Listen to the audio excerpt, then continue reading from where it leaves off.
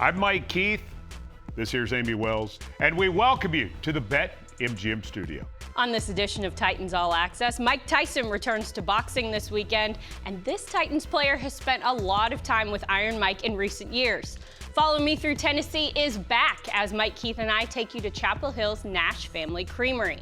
A gold medal winning Titans fan stops by Ascension St. Thomas Sports Park, and Titans head coach Brian Callahan is part of Titans All Access each week. It's Callie's Corner, and it's presented by SeatGeek.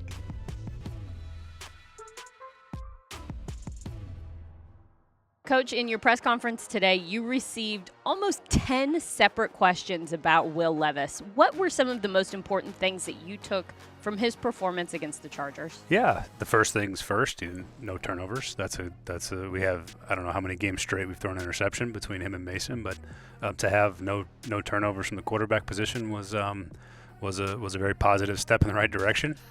I thought Will played it efficient.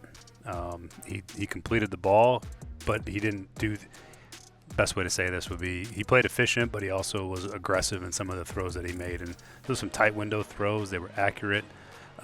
He played with some poise and some calmness to his game. Certainly things we got to correct. I think there's a couple opportunities to get rid of the ball a little sooner on some of those plays, particularly some of the third and long plays that you're just demoralizingly taking a sack on 3rd and 20, and it's like, just give us a chance, put the ball in the fairway and let us see what happens after that, and maybe we get to a point where we can go for it, or maybe we make a guy miss and get a first down as opposed to holding on to it, trying to wait for something to develop on a long yardage situation. But yeah, I was encouraged. I thought I saw growth. I saw maturity. I saw a lot of the things I was hoping to see from his performance. Coach Jack Gibbons had 15 tackles against the Chargers. Did his play in Los Angeles meet the high standards that he set in the 2 previous games? Yeah, I think it did. I think there was a lot of really positive things about his performance. I think in the run game we could have been better. That was really the first time that teams have really run the ball like that on us. Maybe them in Green Bay were the 2 games where the run game got away from us. But Gibby was still around the ball. He was making plays. He was kicking guys down on the ground. I thought he was a more physical presence the week before, just more active and knocked back and downhill. And this week was maybe not that, but still just as productive in terms of getting his hands on the ball carriers and getting guys down on the ground. So it was another really good performance by him, and one that we needed and we need more of. Minnesota's defensive coordinator is Brian Flores, and he is known for bringing pressure from everywhere. Is that going to affect who plays on that offensive line on Sunday? No, that's really more my responsibility, and our coaching staff is to figure out the best way to neutralize their pressure packages as best you can. They do a great job. Really, really smart defensive coach, and they got good players on top of it. But the scheme is challenging, and they make you feel they bring pressure a lot. But what they do more that's harder for us is that they make you feel like they're going to bring pressure, and then they drop out of it. And they mix those 2 things sort of over the course of the game, and it's very challenging for a quarterback, as you've seen all the quarterbacks that have had to play against it. Let's turn to Minnesota's offense. Does it revolve around Justin Jefferson? Yeah, it certainly does. They're still going to be they're still a really pretty good rushing football team. Everything sort of comes off the run and the actions off of that. It's Kevin O'Connell and I come from similar backgrounds in that sense, and there's a lot of things that they do that I like to watch, and I think they do a really good job of their run game and action game. But they're trying to get the ball to Justin Jefferson as they should, and he's him and Jamar Chase are the 2 best players in football, and every week it sort of seems to be who outduels the other, and they've proven and earned the right to garner a whole lot of attention from defenses, and so we're going to have to do a great job making sure he doesn't get going. I thought the Jacksonville looked like they did a pretty good job last week in managing that, but yeah, he's one of the best players in the league, and the ball should run through him. The guy throwing Jefferson the ball this year is Sam Darnold. 17 touchdowns, 10 interceptions, been sacked 26 times, but he's been very effective running Kevin O'Connell's offense. Why? I see a guy playing with confidence. I see him playing with understanding, and he's playing fast, and he's putting the ball in places that guys can go get it. I thought Sam was a good player coming out of college. And just like all these guys, a lot of it's situation dependent when you arrive at a team, and there was a lot of things that you liked about Sam coming out, and I think you're starting to see those things again now. All the accuracy, the timing, his understanding, those things have all been evident on tape, and he knows he knows the offense well now. You can see him. He's comfortable. He can get through his progressions. He knows where to find the ball. He knows where the ball should go versus different coverages. And I think he's done a really nice job. For more of our conversation with Brian Callahan, we invite you to enjoy the OTP. You can watch the OTP on the Titans YouTube channel or at TennesseeTitans.com. Don't forget to subscribe to the OTP wherever you get your podcasts. There is only one official Titans podcast, better known as the OTP. Stay tuned. More Titans All Access right after this. The biggest news in sports for this weekend is Mike Tyson's return to boxing at the age of 58. You can bet that Titans defensive lineman Sebastian Joseph-Day will be watching, as he can actually call Tyson a colleague. That's right, SJD worked with Iron Mike during his time in Southern California, and he shares that story in this week's Nissan Insider. Sebastian Joseph-Day, you have a special set of skills off the field. Explain hot boxing with Mike Tyson. Explain, because this is going to be your world. We'll turn this around at some point, and you can talk to me or somebody else in this chair because you have these skills. What is hot boxing with Mike Tyson? It's actually really funny. Hot boxing with Mike Tyson actually has been a thing. You know, it was Mike Tyson's podcast, and at the time, I had my own podcast that I made during COVID, because I'm very big into philanthropy, you know, giving back. Absolutely. And I made a podcast called Dine and Bash during COVID-19, because a lot of small businesses in the LA area were, you know, going out of business because people just didn't know. And so what I did was I would highlight those businesses and kind of like break down, you know, make it more third person, get to know the people that actually are behind the restaurants. And the crew that did that shot for Mike. Happened to shoot for Mike, and Mike needed a co-host. So they were like, hey, we have this kid. We know this kid's great. I guess that's what they said. I don't know what they said, but they're like, we have this kid, we really like him, we think you'd like him. So he brought me on to be a co-host for, I think, the Terrell Owens episode. And a lot going on there. Yeah, a lot going on. Obviously I did all my research. You know, I went to school for journalism, so I did all my research. Terrell, I mean, I knew Terrell before. I didn't have to do any research because I was a fan. Growing up, I used to watch Terrell on TV, you know. So that was a great interview. That was fun, and it went well, and went silent. So went well, met Mike, you know, shot the episode, went great. So it went silent for like a month. So I was like, oh, all right, like I guess. Got to do one. Yeah, I got one. I wasn't this guy. Then a month later, they call me back and hey, Sebastian, are you available to shoot an episode with T-Pain? And I was like, I didn't even know who the number was. I was like, what? They didn't even tell me who it was. Like, are you able to shoot an episode with T-Pain? And I was like, yeah. I'm like, yeah, who is this? And they told me who it was. And it's for Mike's podcast, Hot Box. I was like, oh yeah, definitely. So went there. The episode went phenomenal with T-Pain. It was fun. It was super fun.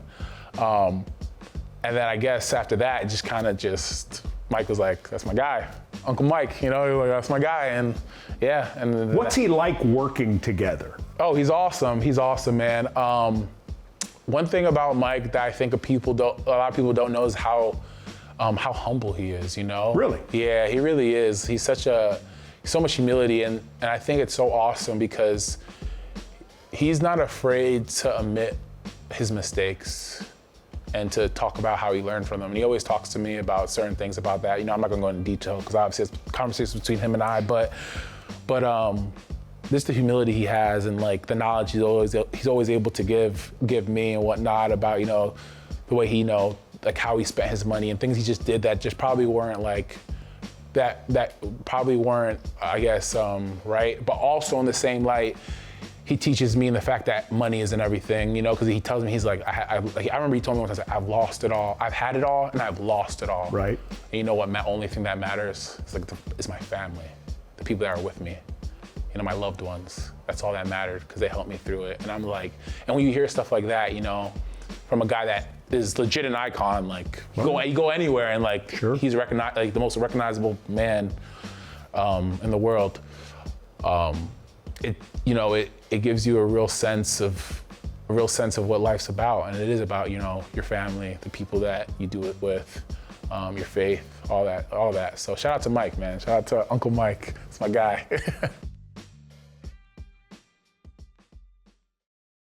Another defensive lineman for the Titans did something special recently. Jeffrey Simmons used his day off to serve others at the Nashville Rescue Mission. It's this week's Beneath the Surface, powered by Microsoft Surface. Today, I was here at Nashville Rescue Mission. I helped serve lunch to some of the homeless people here in Nashville. Hot pan coming through. Hot pan. For me, it's one of them things where I just was reflecting on life as I was in here, because the game of football, we play it, and those people out here in the real world, dealing with so much more. And that just shows today that win and losing the football game is not more than some of these people out here fighting for their lives, fighting for a meal today. Are you a Titans fan? That's what I like to hear. It is a huge honor to have Jeffrey here. We have a lot of folks that come through the line here that would never experience this. When he was serving, there was a lot of folks with smiles on their faces. It just makes their day. It's very rewarding for those folks to just have somebody say hi and have some concern for them. Each and every day I wake up, I just, don't worry about all the outside noise. Keep my head straight, control what I control. Yep. Thank you very much. No problem, man. Just to see even some of the smiles on these people's faces today, it meant a lot to me. And like I said, make you appreciate life much more than just, the win and loss of a football game. You can't imagine what just a good smile and a saying hello or speaking for a moment, how it'll make a difference in their day.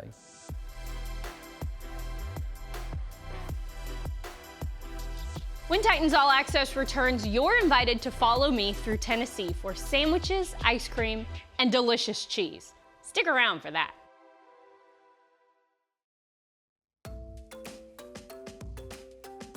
Welcome back to Titans All Access from the BetMGM studio. As the temperatures begin to dip here in the fall, we love to move inside and watch even more football. And comfort food is an important part of that ritual. Comfort food is the most important Yes. part, Mike. And specialty sandwiches and delicious cheeses. Yes. And ice cream. Oh, ice cream. See? I know where you can get such sumptuous fare. Nash Family Creamery in Chapel Hill, Tennessee. And I love this story. Nash Family Creamery came to be because one of the Nash children had a goal, maybe even a dream. A dream. Well, we'll tell you all about that dream in this episode of our favorite series. It's Follow Me Through Tennessee, presented by Gray Line Tennessee. Cody Nash wanted to make sure that his family's name went outside of just Middle Tennessee. So he had a passion project. Make and sell ice cream and cheese and give people a place that they could enjoy them. He did an internship at an Ohio dairy to learn the art of making cheese. And then he met a Smyrna native who would quickly become his partner in crime and in life. I'm talking about his wife, Kara. Cody and I dated for about 4 months and then got married. I knew that I wanted to marry someone entrepreneurial. We are just eat, sleep, and breathe this place, which is wonderful. The Nash family, well, they're not native Tennesseans. They moved from California a little more than a decade ago and brought over 1,500 head of dairy cattle across the country with them. Immediately, they became one of the 5 largest dairy farms in Tennessee. Taking a short ride to see the Nash dairy operation, we were overwhelmed by their organization, their attention to detail, and their commitment to doing things right. Sounds like describing a great football team, right? Then they add the creamery. To do all they have to do with the dairy, wow. That effort makes them a championship team, especially when one tastes the all-world grilled cheeses. Pimento cheese. Yes. This is Cheddar bacon peach preserve. cheddar bacon peach preserve, and then this would be The buffalo. buffalo chicken. It's like eating the best grilled cheese you've ever eaten in your life. And I win, right? I don't even care right now. This is so good. And we will have to have ice cream because, well, everyone likes ice cream, even in the fall. That's cow patty. Ooh. Oh, we got to do that. Okay, yeah, I want that. Yeah. Mm-hmm. You're right. That's phenomenal. Holy smoke. It's like real minty, not fake minty. Who makes the banana pudding? The actual banana pudding. Oh, we use real bananas. Oh, Tastes like somebody's made banana pudding and you actually put it in there. That's unreal. The Nash Family Creamery is nonstop fun for kids, especially right now. And for kids of all ages, the grilled cheese and ice cream selection is nonstop fun in a different way. You can enjoy a meal or a dessert or both and talk Titans football with people in the cafe or on the grounds or while touring the dairy. And we want to present this to the Nash Family Creamery for having us out. Stop by the Nash Family Creamery in Chapel Hill and tell them Mike and Amy sent you as we invite you to follow me through Tennessee.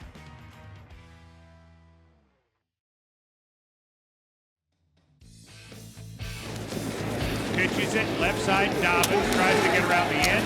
Titans stack it up, and he gets absolutely nothing as Key has a tackle. Excellent job by the Titans defense staying on a quick toss. You saw Herbert roll out to his throwing hand on that first play. They're trying to stay away from the interior of the Titans defensive line early. You can tell that by the rollout, and then the quick toss set the edge very, very well on that side. Brings up a third down. Spears on his left hip, now goes in motion to the right.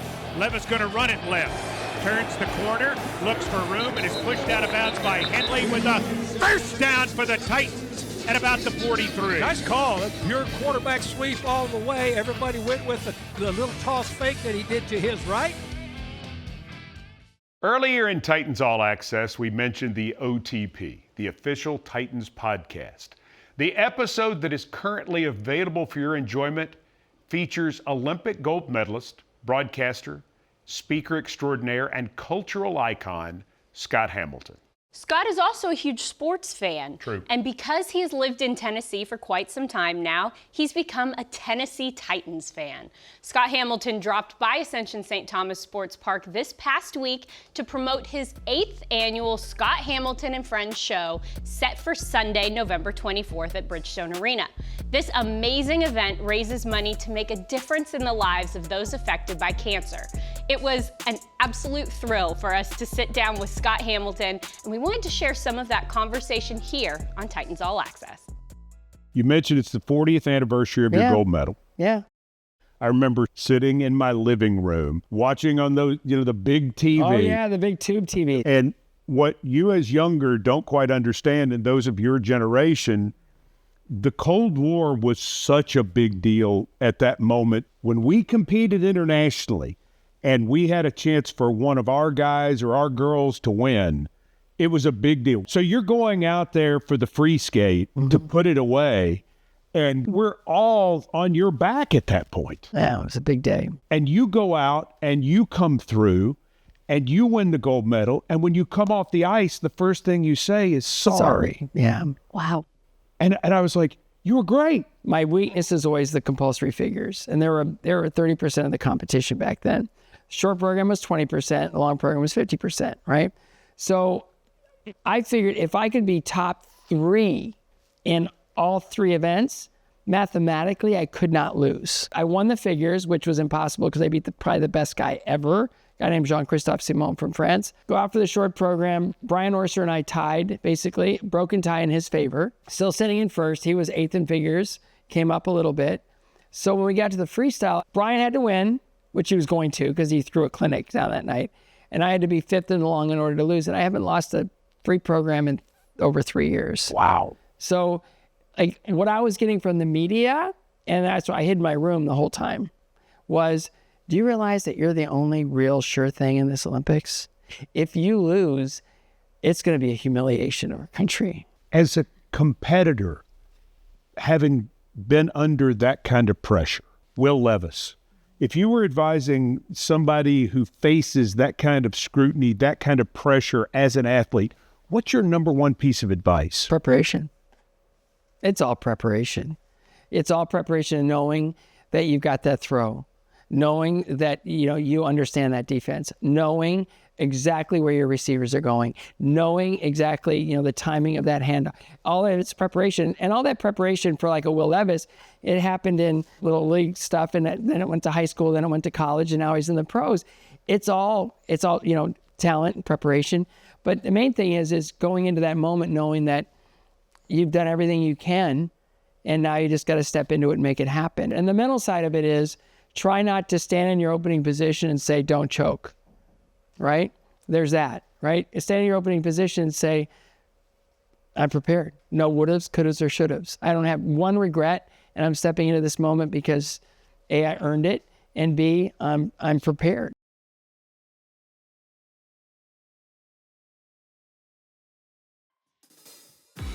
It's time for the Decision of the Week, presented by Hughes & Coleman. The Titans' decision to install Jack Gibbens as a starting linebacker 3 weeks ago has proven to be a good one. In those 3 games, Gibbons has recorded 37 total tackles and has led the team in stops in each of the last 3 games. The third-year linebacker out of the University of Minnesota is keying the defense as the Titans prepare to play the Minnesota Vikings. The Decision of the Week is brought to you by Hughes & Coleman, official injury lawyers of the Tennessee Titans.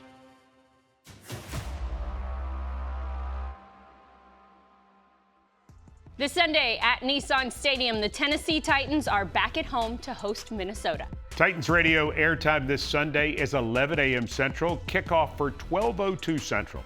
Titans Vikings, Nissan Stadium this Sunday on Titans Radio. For Amy Wells, I'm Mike Keith. Thanks for joining us for Titans All Access, and we'll see you next time.